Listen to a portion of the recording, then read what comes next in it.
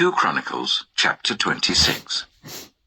Then all the people of Judah took Uzziah, who was 16 years old, and made him king in place of his father Amaziah. He was the one who rebuilt Elath and restored it to Judah after Amaziah rested with his ancestors.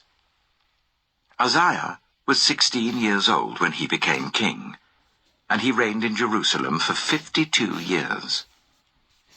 His mother's name was Jecholiah. She was from Jerusalem. He did what was right in the eyes of the Lord, just as his father Amaziah had done. He sought God during the days of Zechariah, who instructed him in the fear of God. As long as he sought the Lord, God gave him success. He went to war against the Philistines and broke down the walls of Gath, Jabneh, and Ashdod. He then rebuilt towns near Ashdod and elsewhere among the Philistines. God helped him against the Philistines and against the Arabs who lived in Gur-Baal and against the Meunites. The Ammonites brought tribute to Uzziah, and his fame spread as far as the border of Egypt, because he had become very powerful. Uzziah built towers in Jerusalem at the corner gate, at the valley gate, and at the angle of the wall, and he fortified them. He also built towers in the wilderness and dug many cisterns, because he had much livestock in the foothills and in the plain. He had people working his fields and vineyards in the hills and in the fertile lands, for he loved the soil.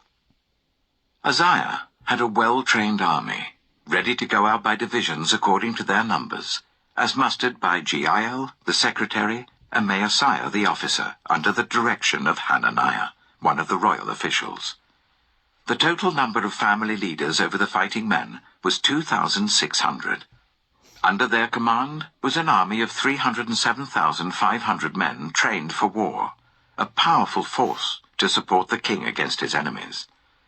Uzziah provided shields, spears, helmets, coats of armor, bows and slingstones for the entire army.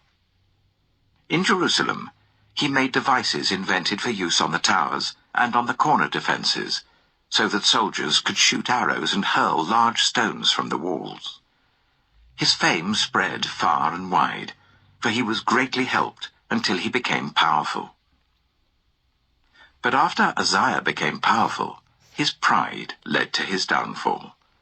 He was unfaithful to the Lord his God, and entered the temple of the Lord to burn incense on the altar of incense. Azariah the priest, with 80 other courageous priests of the Lord, followed him in. They confronted King Uzziah and said, "It is not right for you, Uzziah, to burn incense to the Lord. That is for the priests, the descendants of Aaron, who have been consecrated to burn incense. Leave the sanctuary, for you have been unfaithful, and you will not be honored by the Lord God." Uzziah, who had a censer in his hand ready to burn incense, became angry.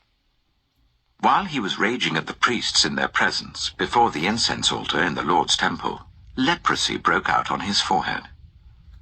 When Azariah the chief priest and all the other priests looked at him, they saw that he had leprosy on his forehead, so they hurried him out.